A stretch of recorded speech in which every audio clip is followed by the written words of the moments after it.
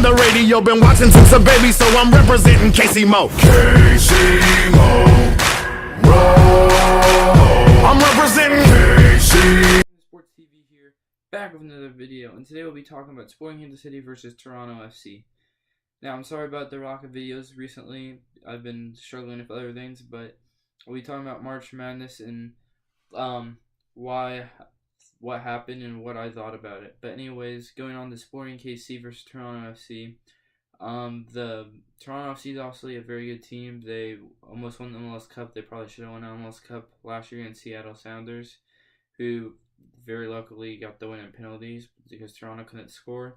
One of those reasons I don't think they could score is because I don't think Josie Altidore is that good of a player. Now, he played for the USA, which I don't think he should be playing for the USA. That's another whole topic. But so he won't be starting this game. And so Giovinco's obviously still a threat, but he won't be starting the game. And they'll be playing a 4-4-2 with a guy named Ricketts at striker, who I really don't know who he is.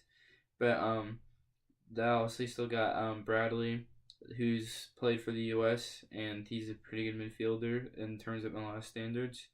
And I know their two wingers, Vazquez and Edwards, are pretty decent. But I don't know a whole lot about their team. I think it's a little bit rotated because of the international break. But now on the Sporting Kansas City, there's some changes in the lineup, which has been unheard of so far because we haven't had any changes in the starting 11. But it's mostly because Benny Faisalber has a pulled hamstring. Now, Sonny Saad's playing left wing, Dwyer striker, Jerso Fernandez is right wing, Madronda, Sanchez, and Espinoza are in the midfield, and Sinovic, Beasler, Zusi, the typical back four, and Melia. Now, two things to note is that Zusi is still playing, even though he played for the USA on Tuesday against Honduras.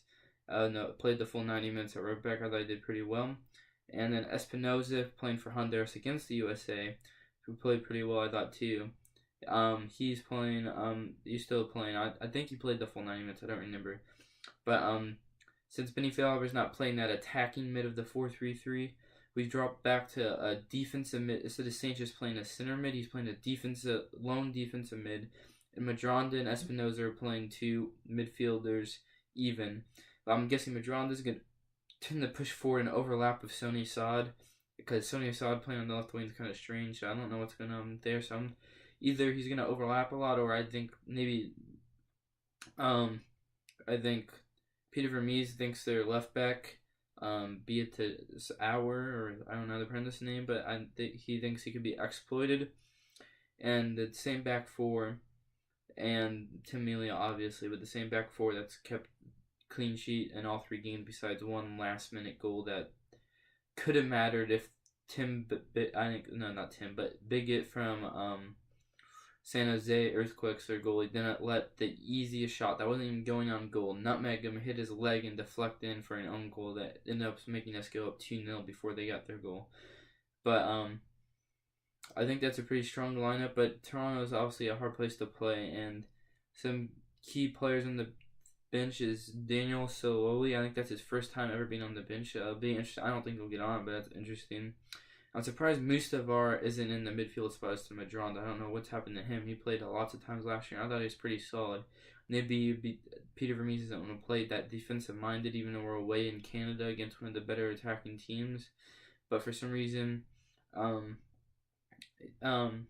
Mustavar is not playing, and we still have Latif Blessing, who's seen Kieran Porter, who we've seen last year, Asal Abdul Salam, who could easily fill in at fullback. Kevin Ellis is on the bench, who impressed for the Swope Park Rangers when he got dropped down to play a game during the international break.